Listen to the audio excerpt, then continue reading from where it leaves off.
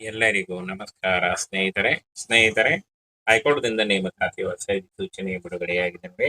Online ಮೂಲಕ application form fill ಮಾಡುವುದರ ಮೂಲಕ ಅರ್ಜಿಗಳನ್ನ ಸಲ್ಲಿಸಬೇಕಾಗುತ್ತೆ. ಏಪ್ರಿಲ್ 19 ಅರ್ಜಿ ಸಲ್ಲಿಸಲಿಕ್ಕೆ ಕೊನೆಯ ದಿನಾಂಕ ಆಗಿರುತ್ತೆ ನೋಡಿ. ಈ ಒಂದು ಕೊನೆಯ ದಿನಾಂಕದೊಳಗಾಗಿ ನೀವು ಅಫಿಷಿಯಲ್ ವೆಬ್ಸೈಟ್ಗೆ ಹೋಗಿ ಆನ್ಲೈನ್ ಫಾರ್ಮ್ ಫಿಲ್ ಮಾಡುವುದರ ಮೂಲಕ ಅರ್ಜಿಗಳನ್ನ ಸಲ್ಲಿಸಬಹುದಾಗಿರುತ್ತೆ. ಇದರ ಲಿಂಕ್ ಅನ್ನ ವಿಡಿಯೋ ಡಿಸ್ಕ್ರಿಪ್ಷನ್ ಬಾಕ್ಸ್ ಅಲ್ಲಿ ಕೊಟ್ಟಿರ್ತೇನೆ, ಯಾವ ರೀತಿಯಾಗಿ ಅರ್ಜಿಗಳನ್ನ ಸಲ್ಲಿಸಬೇಕು ಅಂತ. ಅದರ ಪ್ರಕಾರ ನೀವು ಆನ್ಲೈನ್ ಅರ್ಜಿಗಳನ್ನ ಸಲ್ಲಿಸಬೇಕಾಗತ್ತೆ. 300 ಹುದ್ದೆಗಳದಾಗ್ಬಿಟ್ಟು ಟೈಪಿಸ್ಟ್ ಮತ್ತು ಸ್ಟೆನೋಗ್ರಾಫರ್ ಹಾಗೂ P1 ಹುದ್ದೆಗಳಿಗೆ ನೇಮಕಾತಿ ನಡೀತಾ ಇದೆ ನೋಡಿ. ಇತರೆ ಅಂತ ಕೊಟ್ಟಿದ್ದಾರೆ. ಇದರಲ್ಲಿ P1 ಹುದ್ದೆಗಳು ಗ್ರೂಪ್ ಸಿ ಹುದ್ದೆಗಳಾಗಿರ್ತವೆ. ಈ ಒಂದು ಹುದ್ದೆಗಳಿಗೆ ಯಾರು ಬೇಕಾದರೂ ಪುರುಷ ಮತ್ತು ಮಹಿಳಾ ಅಭ್ಯರ್ಥಿಗಳು ಯಾರು ಬೇಕಾದರೂ ಅರ್ಜಿಗಳನ್ನ ಸಲ್ಲಿಸಬಹುದು. ಇನ್ನ ಅಸಿಸ್ಟೆಂಟ್ ಹುದ್ದೆಗಳು 78 ಹುದ್ದೆಗಳು ಖಾಲಿ ಇದಾವೆ. ಹಾಗೆ ಡಾಟಾ ಎಂಟ್ರಿ ಆಪರೇಟರ್ 50 ಹುದ್ದೆಗಳು, ಹಾಗೆ ಟೈಪಿಸ್ಟ್ 44 ಹುದ್ದೆಗಳು, P1 ಹುದ್ದೆಗಳು ಕೂಡ ಇದಾವೆ.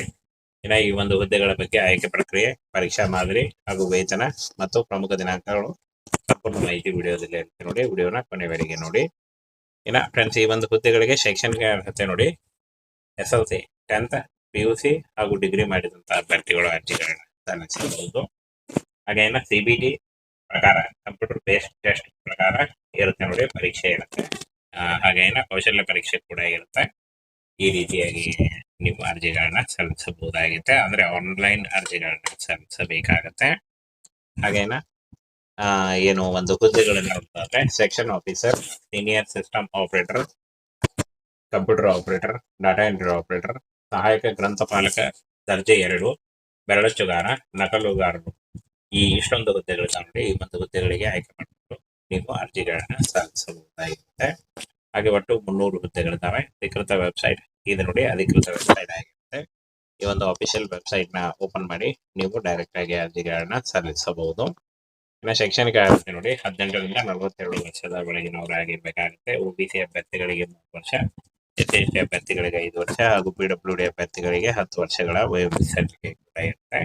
ಇನ್ನು ಅರ್ಜಿ ಶುಲ್ಕ ನೋಡಿ, OC, EWS ಮತ್ತು BC ಈ ಒಂದು ಅಭ್ಯರ್ಥಿಗಳಿಗೆ 800 ರೂಪಾಯಿ ಇದ್ರೆ, SC ST PWD ಅಭ್ಯರ್ಥಿಗಳಿಗೆ 400 ರೂಪಾಯಿ ಇರುತ್ತೆ ನೋಡಿ. ಆಯ್ಕೆ ಪ್ರಕ್ರಿಯೆ ನೋಡಿ, ಕಂಪ್ಯೂಟರ್ ಆಧಾರಿತ ಪರೀಕ್ಷೆ ಇರುತ್ತೆ. ಕೌಶಲ್ಯ ಪರೀಕ್ಷೆ ಮತ್ತು ದಾಖಲೆ ಪರಿಶೀಲನೆ ಮೂಲಕ ಆಯ್ಕೆಯನ್ನ ಮಾಡಿಕೊಳ್ಳಲಾಗುತ್ತೆ. ಅಫಿಷಿಯಲ್ ವೆಬ್ಸೈಟ್ಗೆ ಹೋಗಿ ನಿಮ್ಮ ಅರ್ಜಿಗಳನ್ನ ಸಲ್ಲಿಸಬೇಕಾಗುತ್ತೆ ನೋಡಿ. ಇನ್ನು ಅಸಿಸ್ಟೆಂಟ್ ಲೈಬ್ರೇರಿಯನ್ ಗ್ರೇಡ್ 2, ಟೈಪಿಸ್ಟ್, ಕಾಪಿಸ್ಟ್ ಮತ್ತು ಇತರೆ ಹುದ್ದೆಗಳು ಒಟ್ಟು 300 ಹುದ್ದೆಗಳನ್ನ ನೋಡಿ. ಹೈಕೋರ್ಟ್ ನೇಮಕಾತಿ ಆಗಿರುತ್ತೆ ನೋಡಿ.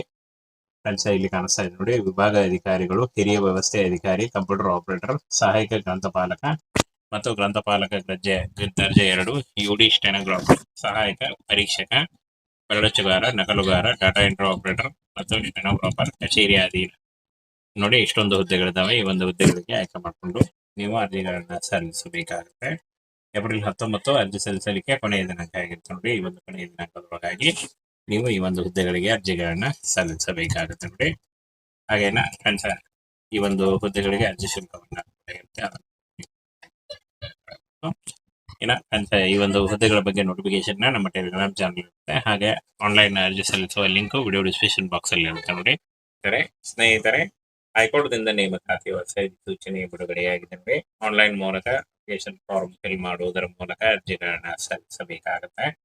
ಏಪ್ರಿಲ್ 19 ಅರ್ಜಿ ಸಲ್ಲಿಸಲಿಕ್ಕೆ ಕೊನೆಯ ದಿನಾಂಕ ಆಗಿರುತ್ತೆ ನೋಡಿ. ಈ ಒಂದು ಕೊನೆಯ ದಿನಾಂಕದೊಳಗಾಗಿ ನೀವು ಅಫಿಷಿಯಲ್ ವೆಬ್ಸೈಟ್ಗೆ ಹೋಗಿ ಆನ್ಲೈನ್ ಫಾರ್ಮ್ ಫಿಲ್ ಮಾಡುವುದರ ಮೂಲಕ ಅರ್ಜಿಗಳನ್ನ ಸಲ್ಲಿಸಬಹುದಾಗಿರುತ್ತೆ. ಇದರ ಲಿಂಕ್ ಅನ್ನ ವಿಡಿಯೋ ಡಿಸ್ಕ್ರಿಪ್ಷನ್ ಬಾಕ್ಸ್ ಅಲ್ಲಿ ಕೊಟ್ಟಿರ್ತೇನೆ, ಯಾವ ರೀತಿಯಾಗಿ ಅರ್ಜಿಗಳನ್ನ ಸಲ್ಲಿಸಬೇಕು ಅಂತ. ಅದರ ಪ್ರಕಾರ ನೀವು ಆನ್ಲೈನ್ ಅರ್ಜಿಗಳನ್ನ ಸಲ್ಲಿಸಬೇಕಾಗತ್ತೆ. 300 ಹುದ್ದೆಗಳದಾಗ್ಬಿಟ್ಟು ಟೈಪಿಸ್ಟ್ ಮತ್ತು ಸ್ಟೆನೋಗ್ರಾಫರ್ ಹಾಗೂ P1 ಹುದ್ದೆಗಳಿಗೆ ನೇಮಕಾತಿ ನಡೀತಾ ಇದೆ ನೋಡಿ. ಇತರೆ ಅಂತ ಕೊಟ್ಟಿದ್ದಾರೆ. ಇದರಲ್ಲಿ P1 ಹುದ್ದೆಗಳು ಗ್ರೂಪ್ ಸಿ ಹುದ್ದೆಗಳಾಗಿರ್ತವೆ. ಈ ಒಂದು ಹುದ್ದೆಗಳಿಗೆ ಯಾರು ಬೇಕಾದರೂ ಪುರುಷ ಮತ್ತು ಮಹಿಳಾ ಅಭ್ಯರ್ಥಿಗಳು ಯಾರು ಬೇಕಾದರೂ ಅರ್ಜಿಗಳನ್ನ ಸಲ್ಲಿಸಬಹುದು. ಇನ್ನ ಅಸಿಸ್ಟೆಂಟ್ ಹುದ್ದೆಗಳು 78 ಹುದ್ದೆಗಳು ಖಾಲಿ ಇದಾವೆ. ಹಾಗೆ ಡಾಟಾ ಎಂಟ್ರಿ ಆಪರೇಟರ್ 50 ಹುದ್ದೆಗಳು, ಹಾಗೆ ಟೈಪಿಸ್ಟ್ 44 ಹುದ್ದೆಗಳು, P1 ಹುದ್ದೆಗಳು ಕೂಡ ಇದಾವೆ. ಇನ್ನು ಈ ಒಂದು ಹುದ್ದೆಗಳ ಬಗ್ಗೆ ಆಯ್ಕೆ ಪ್ರಕ್ರಿಯೆ, ಪರೀಕ್ಷಾ ಮಾದರಿ ಹಾಗೂ ವೇತನ ಮತ್ತು ಪ್ರಮುಖ ದಿನಾಂಕಗಳು ಸಂಪೂರ್ಣ ಮಾಹಿತಿ ವಿಡಿಯೋದಲ್ಲಿ ಇರುತ್ತೆ ನೋಡಿ. ವಿಡಿಯೋನ ಕೊನೆವರೆಗೆ ನೋಡಿ. ಇನ್ನ ಫ್ರೆಂಡ್ಸ್, ಈ ಒಂದು ಹುದ್ದೆಗಳಿಗೆ ಶೈಕ್ಷಣಿಕ ಅರ್ಹತೆ ನೋಡಿ, SLC 10th PUC ಹಾಗೂ ಡಿಗ್ರಿ ಮಾಡಿದಂತಹ ಅಭ್ಯರ್ಥಿಗಳು ಅರ್ಜಿಗಳನ್ನ ಸಲ್ಲಿಸಬಹುದು. ಹಾಗೆ CBT ಪ್ರಕಾರ ಕಂಪ್ಯೂಟರ್ ಬೇಸ್ಡ್ ಟೆಸ್ಟ್ ಪ್ರಕಾರ ಇರುತ್ತೆ ನೋಡಿ ಪರೀಕ್ಷೆ ಇರುತ್ತೆ. ಹಾಗೇನ ಕೌಶಲ್ಯ ಪರೀಕ್ಷೆ ಕೂಡ ಇರುತ್ತೆ. ಈ ರೀತಿಯಾಗಿ ನೀವು ಅರ್ಜಿಗಳನ್ನ ಸಲ್ಲಿಸಬಹುದಾಗಿದೆ. ಅಂದ್ರೆ ಆನ್ಲೈನ್ ಅರ್ಜಿಗಳನ್ನ ಸಲ್ಲಿಸಬೇಕಾಗತ್ತೆ. ಹಾಗೇನ ಏನು ಒಂದು ಹುದ್ದೆಗಳನ್ನ ನೋಡ್ತಾರೆ, section officer, senior system operator, computer operator, data entry operator, ಸಹಾಯಕ ಗ್ರಂಥಪಾಲಕ ದರ್ಜೆ 2, ಬೆರಳಚ್ಚುಗಾರ, ನಕಲುಗಾರರು, ಈ ಇಷ್ಟೊಂದು ಹುದ್ದೆಗಳಿದ್ದಾವೆ. ಈ ಒಂದು ಹುದ್ದೆಗಳಿಗೆ ಆಯ್ಕೆ ಮಾಡಿಕೊಂಡು ನೀವು ಅರ್ಜಿಗಳನ್ನ ಸಲ್ಲಿಸಬಹುದಾಗಿರುತ್ತೆ. ಹಾಗೆ ಒಟ್ಟು 300 ಹುದ್ದೆಗಳಿದ್ದಾವೆ. ಅಧಿಕೃತ ವೆಬ್ಸೈಟ್ ಇದು ನೋಡಿ, ಅಧಿಕೃತ ವೆಬ್ಸೈಟ್ ಆಗಿರುತ್ತೆ. ಈ ಒಂದು ಅಫಿಷಿಯಲ್ ವೆಬ್ಸೈಟ್ ನ ಓಪನ್ ಮಾಡಿ ನೀವು ಡೈರೆಕ್ಟ್ ಆಗಿ ಅರ್ಜಿಗಳನ್ನ ಸಲ್ಲಿಸಬಹುದು. ಇನ್ನು ಶೈಕ್ಷಣಿಕ ಅರ್ಹತೆ ನೋಡಿ, 18ರಿಂದ 42 ವರ್ಷದ ಒಳಗಿನವರಾಗಿರ್ಬೇಕಾಗುತ್ತೆ. OBC ಅಭ್ಯರ್ಥಿಗಳಿಗೆ 3 ವರ್ಷ, SC ಅಭ್ಯರ್ಥಿಗಳಿಗೆ 5 ವರ್ಷ ಹಾಗೂ PWD ಅಭ್ಯರ್ಥಿಗಳಿಗೆ 10 ವರ್ಷಗಳ ವಯೋಮಿತಿ ಕೂಡ ಇರುತ್ತೆ. ಇನ್ನು ಅರ್ಜಿ ಶುಲ್ಕ ನೋಡಿ, OC, EWS ಮತ್ತು BC ಈ ಒಂದು ಅಭ್ಯರ್ಥಿಗಳಿಗೆ 800 ರೂಪಾಯಿ ಇದ್ರೆ, SC, ST, PWD ಅಭ್ಯರ್ಥಿಗಳಿಗೆ 400 ರೂಪಾಯಿ ಇರುತ್ತೆ ನೋಡಿ. ಆಯ್ಕೆ ಪ್ರಕ್ರಿಯೆ ನೋಡಿ, ಕಂಪ್ಯೂಟರ್ ಆಧಾರಿತ ಪರೀಕ್ಷೆ ಇರುತ್ತೆ. ಕೌಶಲ್ಯ ಪರೀಕ್ಷೆ ಮತ್ತು ದಾಖಲೆ ಪರಿಶೀಲನೆ ಮೂಲಕ ಆಯ್ಕೆಯನ್ನ ಮಾಡಿಕೊಳ್ಳಲಾಗುತ್ತೆ. ಅಫಿಷಿಯಲ್ ವೆಬ್ಸೈಟ್ಗೆ ಹೋಗಿ ನಿಮ್ಮ ಅರ್ಜಿಗಳನ್ನ ಸಲ್ಲಿಸಬೇಕಾಗುತ್ತೆ ನೋಡಿ. ಇನ್ನು ಅಸಿಸ್ಟೆಂಟ್ ಲೈಬ್ರೇರಿಯನ್ ಗ್ರೇಡ್ 2, ಟೈಪಿಸ್ಟ್, ಕಾಪಿಸ್ಟ್ ಮತ್ತು ಇತರೆ ಹುದ್ದೆಗಳು ಒಟ್ಟು 300 ಹುದ್ದೆಗಳನ್ನ ನೋಡಿ. ಹೈಕೋರ್ಟ್ ನೇಮಕಾತಿ ಆಗಿರುತ್ತೆ ನೋಡಿ.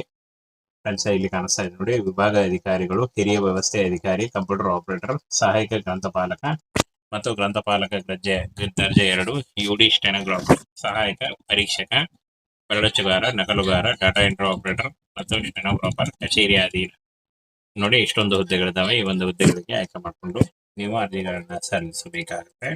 ಏಪ್ರಿಲ್ 19 ಅರ್ಜಿ ಸಲ್ಲಿಸಲಿಕ್ಕೆ ಕೊನೆಯ ದಿನಾಂಕ ಆಗಿರುತ್ತೆ ನೋಡಿ. ಈ ಒಂದು ಕೊನೆಯ ದಿನಾಂಕದೊಳಗಾಗಿ ನೀವು ಈ ಒಂದು ಹುದ್ದೆಗಳಿಗೆ ಅರ್ಜಿಗಳನ್ನ ಸಲ್ಲಿಸಬೇಕಾಗುತ್ತೆ ನೋಡಿ. ಹಾಗೇನ ಈ ಒಂದು ಹುದ್ದೆಗಳಿಗೆ ಅರ್ಜಿ ಶುಲ್ಕವನ್ನ ಇರುತ್ತೆ.